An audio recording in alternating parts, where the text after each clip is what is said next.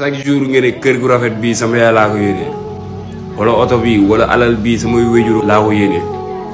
wala àdduna lu ci biir yëpp samay wéjur laa ko yéene mu xaaj. dañ yoo xam ne am nañ alal lépp lu ci biir di voyager ay Londres ay USA France mais bu suñ dem màkk da ngay nekk jeune di rêve dem kaaw dem lu nekk bu la yàlla may alal màkk sax doo fa teg sa tànk. moo ki tax ñu sàq sa wéjur doo tax sax mbokk ba toog benn jour sax ba julli ci moom si am na ñoo xam ne xamuñu sax lu ñuy di julli ci yonent bi dee leen julli ci moom waaye julli leen ci moom lu bëri. chaque jour nga jël son Wally Seck teg ko sa écouteur di ko déglu ba bu jeexee nga répété ko. répété plus de 10 fois wala voilà ba nga dem ba mën ba dem ba mun son bi ba di ko parkeriser sans nga teg son bi mais julli ci yonent bi sax mënoo ko. am na ñoo xam ne